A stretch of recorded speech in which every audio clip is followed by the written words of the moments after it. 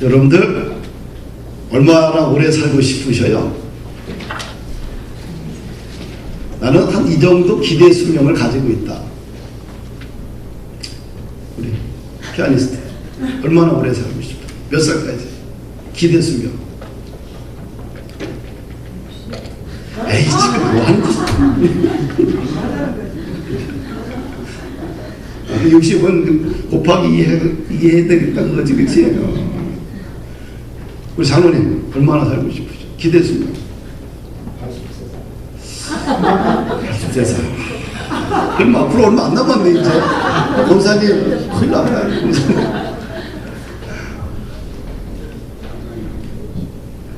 집사님 성경만 보지 말고 나를 잠깐 보십시오. 내가 금주에 집사님이 운영하는 회사에 잠깐 신방을 했어요. 평생 한 길을 오파를 했는데 옷을 만들어서 해외에 수출하는 일을 평생 하셨더라고요. 그랬더니 참 한 길을 평생 걸어간다는 거 쉽지 않은데 보면서 내 감동받고 왔습니다. 옷도 얼마나 잘 만드는지 얼마나 오래 살고 싶으세요? 한번 150 살고 싶으세요? 하나님 부르신 날까지. 한국인들의 평균 기대 수명이 82살이래요. 82살. 그런데 기대 수명은 이렇게 높은데 당신 건강 상태는 양호하냐 물어보면 32%만이 건강 상태가 양호하다고 얘기해요. 그럼 70% 이상은 나 건강하지 않다. 결국은 뭐예요? 기대 수명은 높은데 건강하지 않다고 다 대답을 하고 있어요. 어떻게 여러분들 건강 상태는 괜찮습니까? 예? 괜찮아요? 하여튼간 이런, 그러니까 대부분 이 뉴질랜드가 건강 상태에 대해서 물어보니까 건강 상태 90% 정도가 우린 건강하다 이렇게 생각을 해요. 근데 한국 사람들은 거의 70% 이상이 나는 건강하지 않다. 근데 기대 수명은 세계에서 가장 높아. 그리고 작년 안에 우리 한국에서 보니까 1만 3천 명이 스스로 목숨을 끊었어요. 그러니까 38분마다 한 명씩 스스로 목숨을 끊고 있어요. 인구 10만 명당 OECD 국가를 조사해 봤더니 한국이 12년째 지금 1등 하고 있는데 자살률이 OECD 10만 명당 12명이 자살을 하는데 우리는 26명이 그러니까 2배 가까이 2배가 넘지요. 자살을 하고 있어요. 이 자살률도 높고 또 기대 수명도 높고 그 다음에 건강하지 않다고 대부분 그렇게 생각하고 살아갑니다. 참 우리 사회가 참 넉넉하지 않다. 그렇죠? 우리 사회가 참 힘들다. 뭐 이런 단적으로 이렇게 좀 느껴지게 됩니다.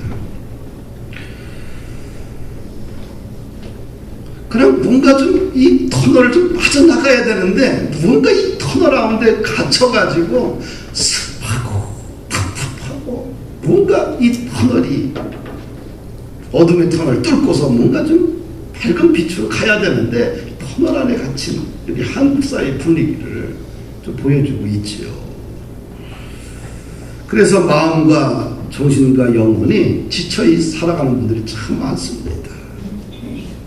오늘 대부분의 한국 사람들이 이런 분위기 속에서 이런 마음 갖고 살아가는데 그럼 어떻게 해서 이 어둠의 터널에서 벗어날 수 있느냐 이 삶의 지혜를 비결을 오늘 본문에서 가르쳐주고 있죠. 시편 57편은 다윗이 블레셋 군대에 쫓김을 당하는 사건입니다. 그리고 사울왕으로부터 쫓겨서 광야 아둘람 굴에 피신해 있는 상황이 있죠. 자기를 죽이려고 하는 사람만 있어요. 미래가 보이지 않지요. 불투명하지요. 정말 답답합니다. 어찌할 바를 몰라 방황하며 광야의 굴 속에 갇혀가고 있는 다윗이 하나님 앞에 쓴 편지죠. 자신의 신앙 고백이에요. 이 시편 57편을 통해서 우리가 이 시대를 좀 어둡게 살아가는 우리들이 좀 말씀을 통해서 뚫고 나갈 수 있는 비결을 같이 좀 배웠으면 하는 생각을 갖습니다. 어떻게 하면 이 어둠에서 벗어날 수 있느냐? 첫째는 고통 속에 있는 사람들이 이 어둠을 뚫고 일어날 수 있는 길은 주님께 피신해야 돼요. 할렐루야. 따라합시다. 주님께 피신하자. 우리 같이 한번 1절을 읽어볼까요? 하나님이여 내게 은혜를 베푸소서. 내게 은혜를 베푸소서. 내 영혼이 주께로 피하되 주의 날개 그늘 아래에서 이 재앙들이 지나기까지 피하리이다. 할렐루야. 고난 중에 있던 다윗은 하나님께 고백해요. 나에게 은혜를 베풀어 달라. 나에게 은혜를 베풀어 달라. 근데 이 개역성경, 이 성경 나오기 전에 개역성경은 어떻게 번역했나? 은혜를 나를 긍휼히 여겨 주시옵소서. 하나님 나를 긍휼히 여겨 주시옵소서. 이렇게 번역하고 있어요. 얼마나 힘들었으면 다윗이 하나님 나를 긍휼히 여겨달라, 나에게 은혜를 베풀어달라 간구하고 있을까요? 마태복음 20장에 보면 두 소경이 등장합니다. 두 소경이 주님이 지나간다는 소리를 들어요. 그러면서 소리를 칩니다. 다윗의 자손 예수여 나를 불쌍히 여기소서. 사람들이 조용히 하라고 꾸짖습니다. 그러나 그 소리를 듣지 않고 계속해서 외칩니다. 다윗의 자손 예수여 나를 불쌍히 여겨 주시옵소서. 근데 그들의 외침이 예수님의 마음에 감동이 되는 거예요. 예수님이 그럽니다. 내가 너희에게 무엇을 해주기를 원하느냐. 마태복음 20장 34절 말씀을 보면 예수께서 민망히 여기사 저희 눈을 만지시니 곧 보게 된지라. 여기서는 예수께서 두 소경들을 보고 민망히 여기셨다. 여기 오늘날 성경으로는 불쌍히 여기셨다 이렇게 번역하고 있어요. 이 민망이라는 단어가 불쌍히 여긴다는 이 단어의 한축적인 의미, 성경적인 의미는 이런 의미입니다. 창자가 끊어질 듯한 고통을 느낄 정도로 불쌍히 여겼다는 거예요. 두 소경의 외침을 들으신 예수님이 자신의 창자가 끊어질 정도로 고통을 느꼈다는 겁니다. 그럴 정도로 불쌍히 여겼다는 거예요. 할렐루야. 우리가 어려움 속에 고통 가운데 있을 때에 주님을 향하여서 나에게 은혜를 베풀어 주옵소서, 나에게 불쌍히 여겨 주시옵소서, 그렇게 우리가 고백하잖아요. 그럼 예수님이 창자가 끊어질 정도로 고통으로 우리를 불쌍히 여기신다는 말이에요. 할렐루야. 다윗은 나에게 은혜를 베풀어 달라, 또 주님의 나에게 하러 내가 피신하겠습니다 라고 고백하고 있어요. 비가 오면 우리는 어디로 피합니까? 우산 날개 아래 피하는 것이 상책이요. 폭풍우가 몰아칠 때 내 폭풍우와 싸우겠다라고 버티고 있으면 밀어넣는 사람이요. 어떻게 처마 밑으로 숨어 있어야 돼요. 그것이 지혜인 거예요. 제가 산골짜기에서 태어났잖아요. 강원도. 그런데 계곡이 깊어서 비가 오게 되면 계곡이 가득 찹니다. 모든 걸 다 삼켜버릴 정도로 다. 그럴 때는 학교를 안 가요. 왜? 강이 개울을 건너 한 8km를 걸어가야 학교인데 산을 넘어서.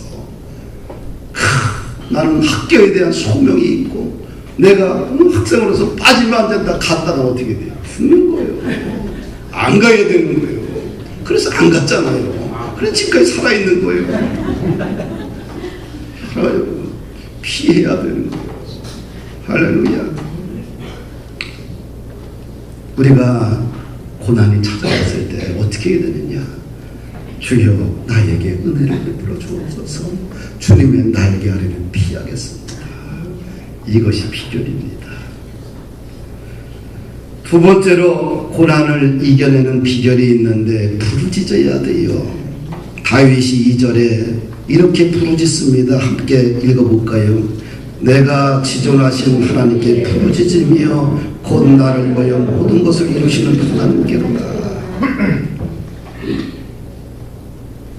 고난 속에 있던 다윗이, 굴 속에 갇혀있던 다윗이 하나님께 부르짖어요. 마음의 무거운 짐 때문에 고통 속에 있는 분들은 지극히 높으신 하나님께 부르짖어야 합니다. 부르짖으면 산다.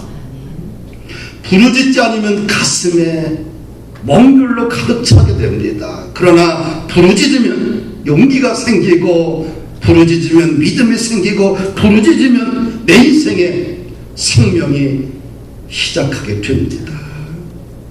근데 부르짖지 아니하면 계속해서 무너지기 시작하는 거예요. 낙심과 절망과 어둠의 영에 사로잡혀 버리게 됩니다. 왜 부르짖어야 될까요?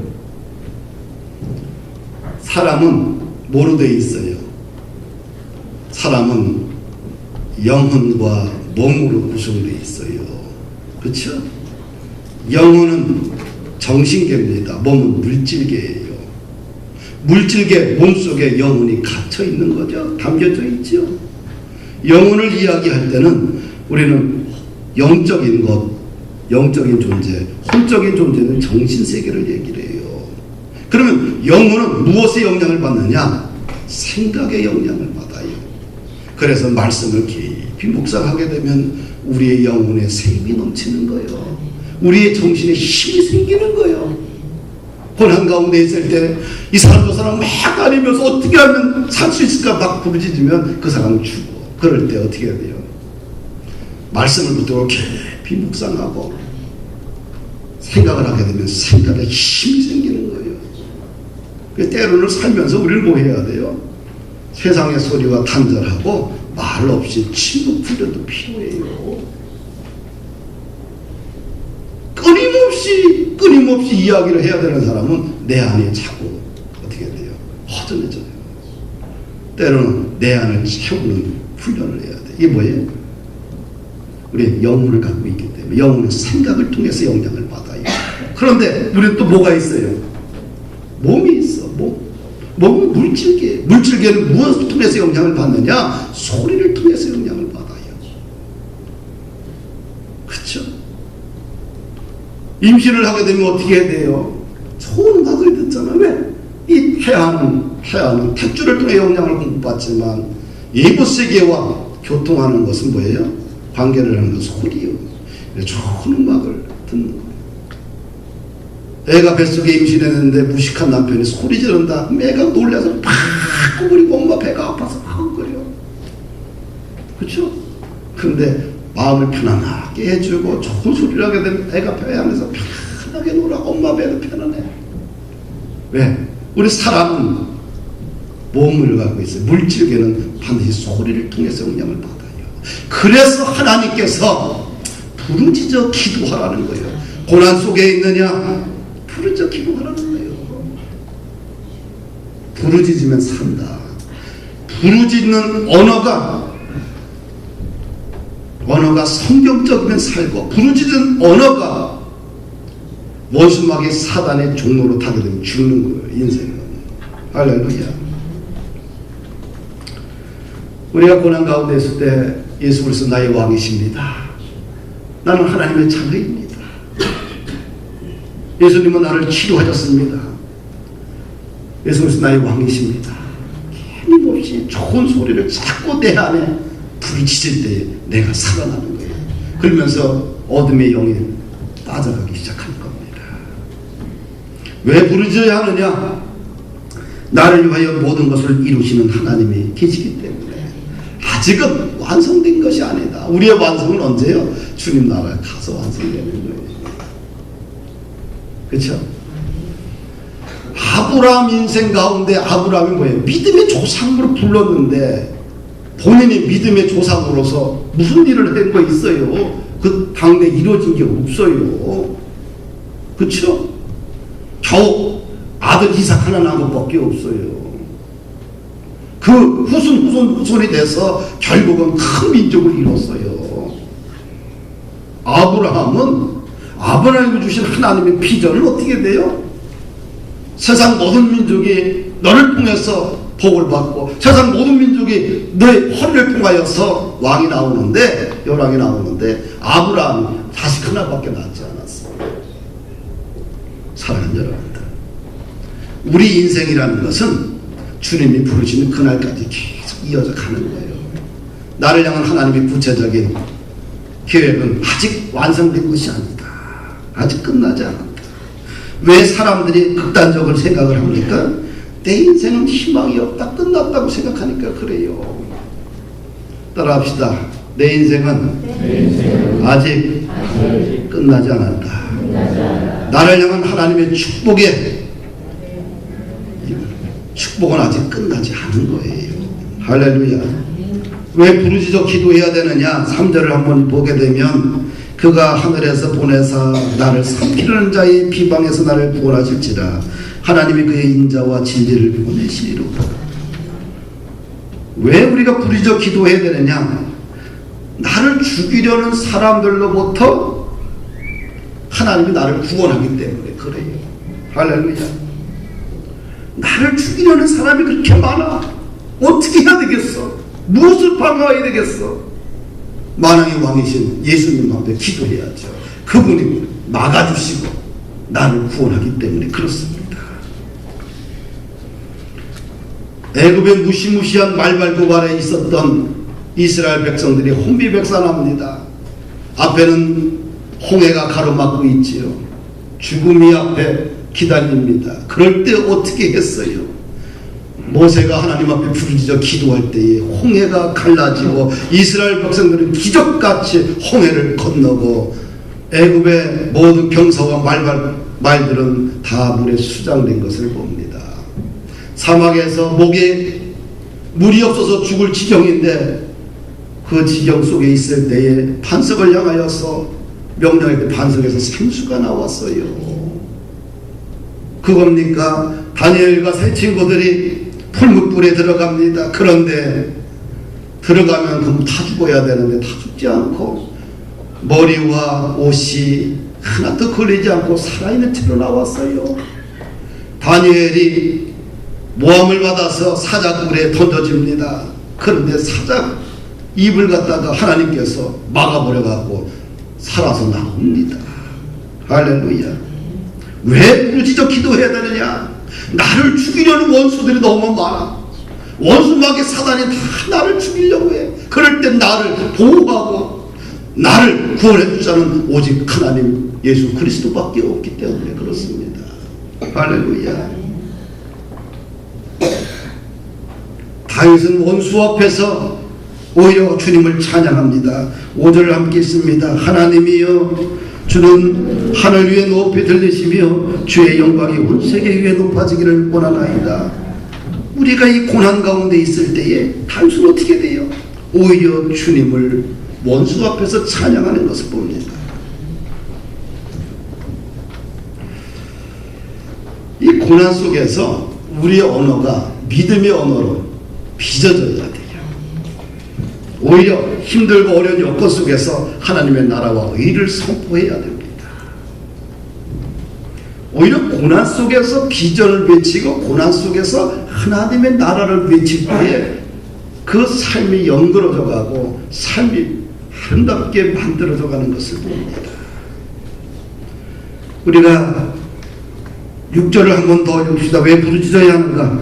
6절 한 번 읽을까? 시작.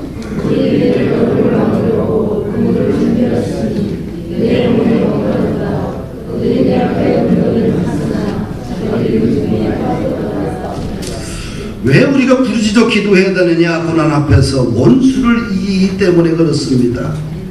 원수가 내 걸음을 막으려고 그물을 준비하였다는 겁니다. 내 영혼이 억울하다. 근데 그들이 내 앞에 웅덩이를 탔지만 그 웅덩이가 그들의 웅덩이가 되었다는 거예요. 할렐루야. 기도하게 되면 원수를 이긴다는 거예요. 우리는 승리가 보장된 믿음의 삶을 삽니다. 예수님께서는 원수 마귀를 다 이기시고 당당하게 부활의 새벽을 우리들에게 알려주셨습니다. 무덤에서 살아나셨지요. 많은 사람들이 예수님을 잡았습니다. 조롱하고 희롱하고 핍박을 하고 매를 때리고 십자가에 못 박았습니다. 두 손과 두 발에 쇠못을 받고 머리에 가시면류관을 씌우고 옆구리에 창을 찔러서 피와 물을 다 빼버렸습니다. 죽었습니다. 승리한 것 같았습니다. 그러나 그것이 끝이 아니라 어둠을 물리치고 3일 만에 예수님께서 승리하셔서 부활의 새벽을 우리들에게 알려주셨습니다. 원수마귀 사단을 제압했지요. 사랑하는 성도 여러분들, 우리는 승리가 보장된 인생을 살아가는 믿음의 사람들입니다. 좌절하지 마십시다. 할렐루야.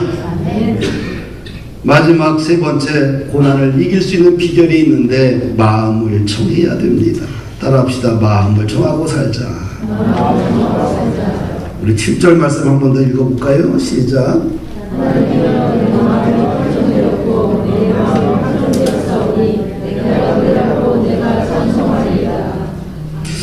고난 속에서 일어날 수 있는 비결이 무엇일까요? 하나님께 내 마음을 확정하는 겁니다. 아멘. 마음을 정하고 살아가는 것이 축복이다. 모세가 40년간 이스라엘 백성들을 이끌고 출애굽해서 이제 광야의 마지막 시대를 마감하는 시점에 섰습니다. 가나안 땅을 바라보면서 애굽의 하나님의 능력을 경험한 사람들은 다 죽고 갈렙과 여호수아만 살고 있습니다. 이제는 광야에서 태어난 40년 동안 태어난 후손들밖에 없어요.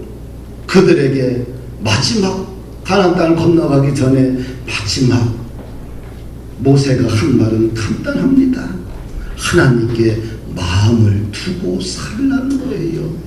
할렐루야. 후손들에게 어떤 무엇을 요청한 것이 아니라 너희들이 하나님께 마음을 두라. 보라, 내가 오늘날 생명과 복과 사망과 환을 네 옆에 두었나니 곧 내가 오늘날 너희를 명하여 네 하나님 여호와를 사랑하고 그 모든 길로 행하며 그 명령과 규례와 법들을 지키라 하는 것이라. 그리하면 네가 생존하며 번성할 것이요 또 네 하나님 여호와께서 네가 가서 얻을 땅에서 네게 복을 주실 것입니다. 그러나 내가 만일 마음을 돌이켜 듣지 아니하고 유혹을 받아서 다른 신들에게 절하고 그를 섬기면 내가 오늘날 너희에게 선언하노니 너희가 반드시 망할 것이라. 너희가 요단을 건너가서 얻을 땅에서 너희의 날이 장구치 못할 것이니라. 내가 오늘날 천리를 불러서 너희에게 증거를 삼노라. 내가 생명과 사망과 복과 저주를 네 앞에 두었은즉 너와 네 자손이 살기 위하여 생명을 택하라. 뭡니까? 이 복이 계속해서 민족 대대로 계승하기 위해서는 하나님께 마음을 확정하고 살라는 얘기예요. 아멘. 야고보서 5장을 보게 되면 야고보 사도가 권면하는 말씀이 있어요. 어떤 권면이냐? 이 믿음의 사람, 신앙인들은 이렇게 살라고 그래요. 말세를 살아갈 때 이런 마음을 갖고 살라. 야고보서 5장 7절을 보니까 형제들아 주께서 강림하시기까지 길이 참으라. 인내하라 그래. 인내. 할렐루야. 5장 8절을 보니까 마음을 굳건하게 하라. 주의 강림이 가까우니라. 마음을 굳건히 가지고 살라. 그리고 5장 9절을 보니까 형제들아 서로 원망하지 말라. 원망하지 말라. 우리가 이 말세를 살아가는 우리들, 고난의 한가운데에서 어찌할 바를 몰라서 방황하는 우리들, 터널의 깊은 골짜기 속에서 암흑 속에 살아가는 우리들이 이 길을 뚫고 나갈 수 있는 비결이 뭐냐? 마음을 하나님께 두는 겁니다. 할렐루야. 다른 방법이 없어요. 두 마음을 품고서는 위기를 극복할 수 있는 에너지가 나오지 않습니다. 두 마음을 가지고 신앙생활하고 가정생활하고 일터생활을 하고 인생의 길을 걸어가 보십시오. 두 마음을 가지고 인생이 성공하지 못합니다. 두 마음은 가끔 사게 되면 늘 염려라는 것들이 내 인생을 가득 채워버려요. 염려의 헬라어 원어의 뜻은 분열입니다. 분열은 어떤 뜻이냐? 마음이 나뉘어 어수선한 상태, 혼란한 상태. 마음이 나뉘어져서 어수선한 상태, 혼란한 상태가 분열인데, 분열의 뜻은 바로 염려입니다. 할렐루야. 염려로 위기를 극복할 수 있겠어요? 극복 안 됩니다. 큰 마음을 가져야 돼요. 마음을 정하고 살아야 돼요. 마음을 정하고 살면 언젠가는 하나님의 나라와 뜻이 우리 가운데 이루어지지 않겠느냐. 신앙생활도 두 마음을 가지고서는 우리가 일어설 수 없습니다. 한 마음을 가지고 기도하고 믿음으로 살 때 기적의 주인공이 될 수 있습니다. 교회를 섬기는 마음도 한 마음이 되어야 됩니다. 이렇게 마음을 정한 사람은, 하나님께 마음을 정한 사람은 행동이 달라져요. 8절을 한번 읽습니다. 시작.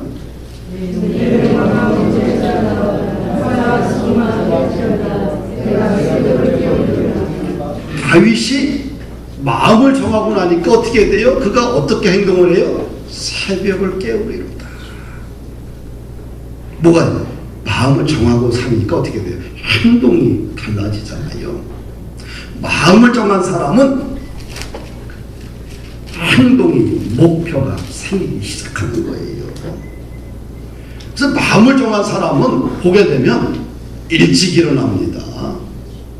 그 마음을 정하고 살지 않은 사람은 어떻게 돼요? 기울일 수밖에 없어요. 목표가 없으니까, 꿈이 없으니까, 비전이 없으니까, 사명이 없으니까 그냥 눈 뜨면 일어나는 거고, 눈 감고 있으면 저녁까지 그 밤이고, 목표가 없으니까.